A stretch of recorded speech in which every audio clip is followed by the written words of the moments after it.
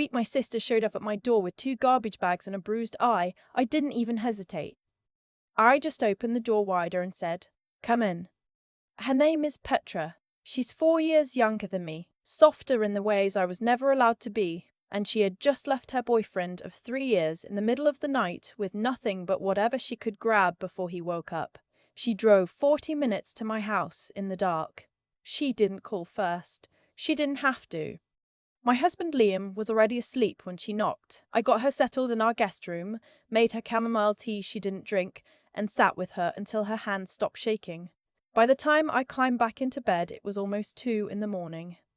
The next day, Liam was quiet in the way that means something. Not angry quiet, not worried quiet, just that particular flatness he gets when something has entered our home that he didn't approve first. He poured his coffee, looked at the closed guest room door and said, "How long is she planning to stay?" I told him I didn't know, that she'd just left a bad situation and needed a few days to figure out next steps. He nodded slowly, the way someone nods when they've already decided what they think but want to seem reasonable. "Okay," he said. "But we have a routine." I remember thinking, she has a bruise on her face and we're talking about our routine. I didn't say that out loud. I said, "I know, it'll just be a few days." Petra was quiet and careful the whole time she was there. She woke up early, made her own coffee, kept her space tidy. She apologized twice for being there. Once to me and once, unprompted, to Liam, which made my chest hurt in a way I couldn't fully explain. She was a guest in my home, apologizing for existing in it. Liam was civil, technically. He said hello in the mornings and good night at dinner. But there was a tension in him that he didn't bother hiding from me. Only from her. At night he'd say things like, "I just feel like our space has been invaded," or "I can't really relax in my own house right now." He said the word "my" a lot. Our house became my house when he was unhappy in it. On day 4, he asked me pointedly if she'd started looking for a place yet. I said yes. She was reaching out to some friends about crashing with them while she figured out her next move. He said, "Good. I think that's healthy. She needs to learn to stand on her own." Petra was 26 and had just escaped a controlling relationship, and he was in our kitchen talking about what was healthy for her development. I smiled tightly and said, "Yeah." She was gone by day 6. She found a co-worker willing to let her stay on her couch while she sorted things out. She hugged me at the door and whispered, "I'm sorry I caused problems." I told her she didn't. I watched her drive away and stood on the porch longer than I needed to.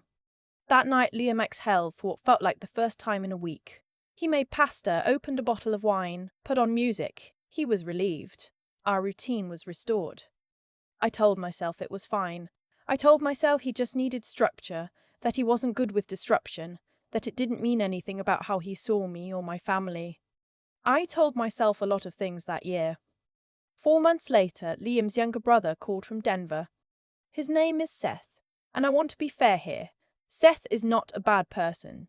He's a little careless with money and a little slow to take responsibility for things, but he's not cruel. He doesn't have a mean bone in his body.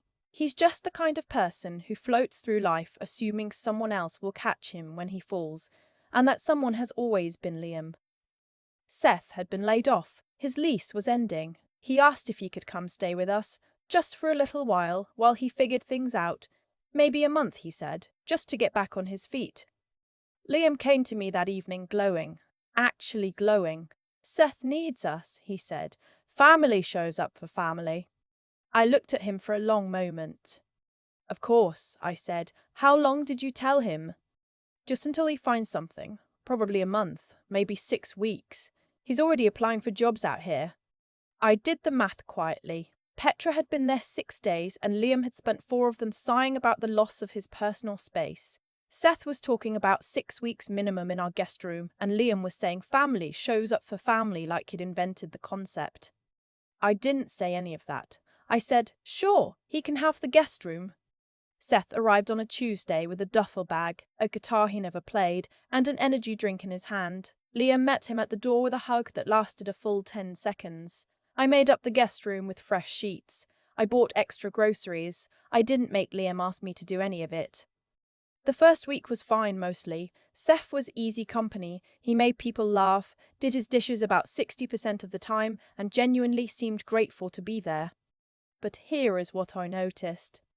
I was doing more cooking, more cleaning, more quiet management of the household so that the mood stayed light and comfortable.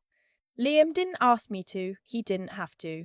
It was just somehow understood that this was how we would handle it. Seth was Liam's family. Making things smooth was my job. I also noticed that Liam never once asked Seth how the job search was going in a way that had any urgency to it. When Seth said he was taking some time to decompress first, Liam said, "Yeah, man, you earned it." When Seth started sleeping in past 10 most mornings, Liam didn't say a word. At the 4-week mark, I asked, gently, if Seth had any interviews lined up. Liam answered for him, "He's got a few feelers out, these things take time." I said, "Of course, I'm just asking." Liam said, "You don't need to stress about it." I wasn't stressed, I was tracking. Those are different things, and the fact that he couldn't tell the difference told me something. Week 5, I called Petra. She was staying in a studio she'd found near her office. Small, but hers. She sounded better, lighter. I asked her how she'd managed the transition so fast, and she said, "I didn't really have the option to take my time, you know. I had to move." I thought about that phrase for a long time after I hung up. She had to move. Seth didn't have to move. He was welcome to stay exactly as long as comfort allowed, because this was family, because these things take time, because nobody in that house was going to make him feel like his presence was an inconvenience. Petra had felt that way after 6 days, in my house, with me. I went back through the memory of it differently after that. The tight nods over morning coffee. The "we have a routine."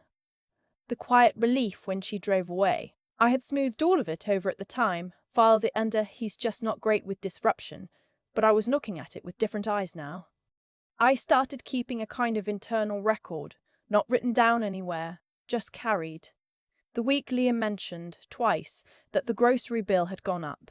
The evening he said, casually, that he hoped Seth found his footing soon. Not to Seth, only to me, only privately, which meant it wasn't about Seth finding his footing. It was about Liam starting to feel the weight of it, but not wanting to be the one to say anything directly.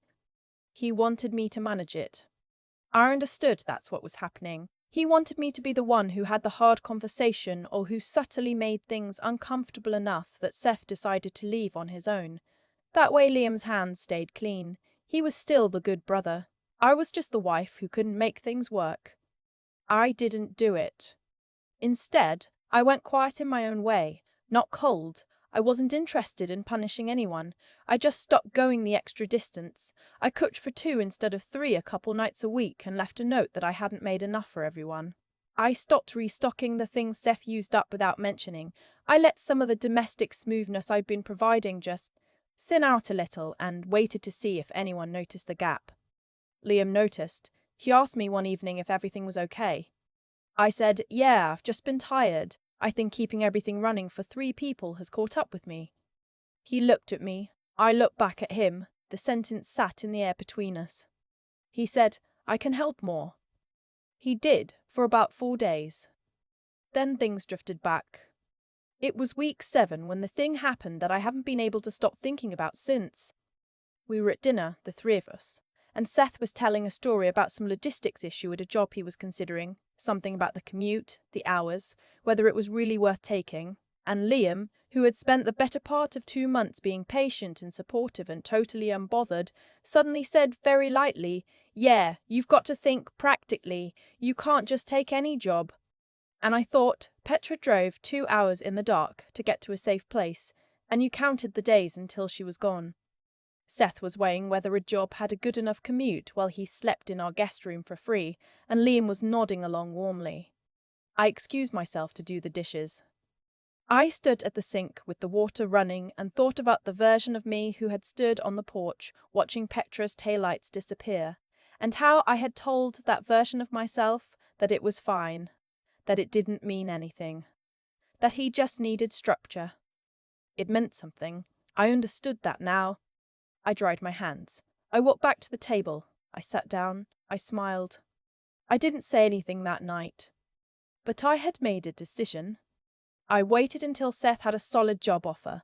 I wasn't going to be cruel, and I didn't want to blow up anything without cause. He got one 3 weeks later. A project coordinator role downtown, decent salary, good fit. He announced it at breakfast, and Liam clapped him on the back and said, "See? I knew it would come together." Everyone was pleased. I made pancakes. 2 days after that, on a Sunday morning, I sat down across from Liam with my coffee and said, "I've been thinking. Now that Seth's found something, I want to talk about a timeline for him moving out." Liam looked up. He seemed mildly surprised, like the thought had honestly not yet occurred to him. "I mean, he'll need time to find a place. First and last month's rent, all that, probably another month or so." "That's reasonable," I said. "I think that's fair." Pause. "I also want to talk about something else." He waited. I told him, calmly, with no drama in my voice, that I had been thinking about the week Petra was here, about how he'd asked me on day 4 whether she had a plan yet, about the way the house had felt during those 6 days, about what I had made myself believe about it at the time versus what I thought was actually true. He started to say something. I asked him gently to let me finish. I said, "I cooked for your brother, I cleaned up after your brother, I restocked the groceries and kept the peace and made sure everyone was comfortable for almost 2 months. I did that because I love you and I wanted things to go well. But I need you to understand that I did all of that after watching you count down the days until my sister left. And I need you to sit with that because I have been sitting with it for months." He was very still. "I'm not asking you to feel guilty," I said. "I'm asking you to see it." There was a long silence. The coffee maker beeped from the counter. Outside, a car passed. He said, "I didn't realize I was doing that." I said, "I know." Another silence. "I'm sorry," he said, not defensively, not immediately followed by a but. Just those 2 words sitting there. "I know," I said again. "I believe you." We sat there for a while, not solving anything, not making promises, just sitting with the fact that I had finally said it and he had finally heard it. Later that day, I called Petra. I told her I was proud of how she'd landed on her feet. I told her our guest room had an open door, always. I told her she never needed to apologize for needing help. She said, "Are you okay?"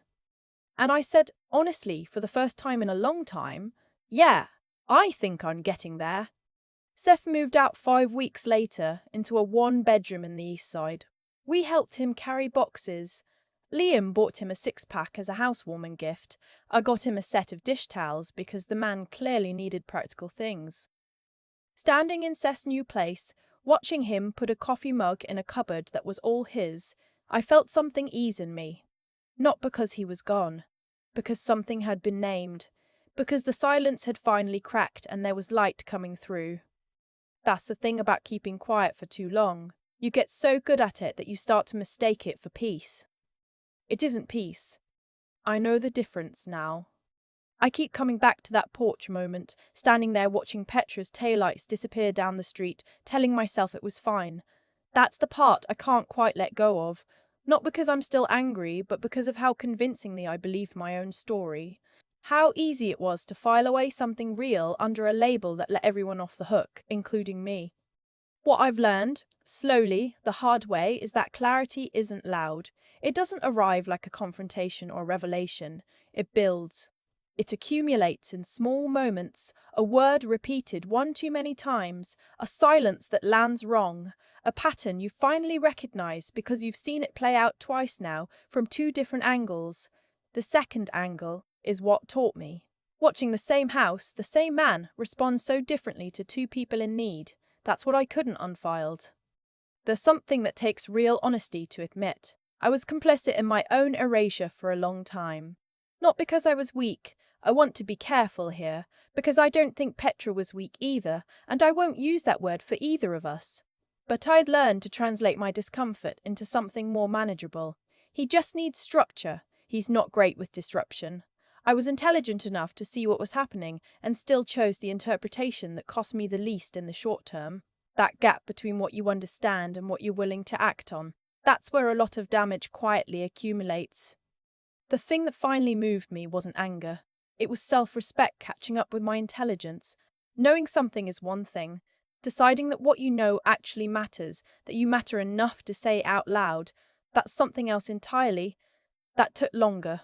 I'm not embarrassed by that timeline. Growth rarely arrives on schedule. What I said to Liam that Sunday morning over coffee wasn't dramatic. I didn't raise my voice. I didn't threaten anything. I just said what was true, plainly, and held the space for it to land. That took more out of me than any argument would have. Staying calm when you finally choose to be honest. When you've been quiet for months and you're choosing to speak not from explosion but from steadiness. That's the hardest version of courage, I know. And what happened after? He heard me. Not perfectly, not immediately, but he heard me. I think about that too. The outcome isn't always what makes the action worth taking. Sometimes you speak because staying silent has become its own kind of lie. The speaking was for me as much as for him. Petra's doing well. She's in her own place now, building something that belongs entirely to her. I'm proud of her in a way I don't always know how to say out loud. She had to find her footing under pressure, on a tight timeline, with no safety net. She did it anyway. That kind of strength, the kind that doesn't wait for permission or perfect conditions. I've been learning from her without her even knowing it. I don't have a tidy ending to offer. Liam and I are still working through things the way real people work through things, imperfectly, with setbacks, with occasional evenings where the old distance creeps back in and one of us has to decide whether to name it or let it pass. I name it more now. That's the change. That's the thing I'll keep.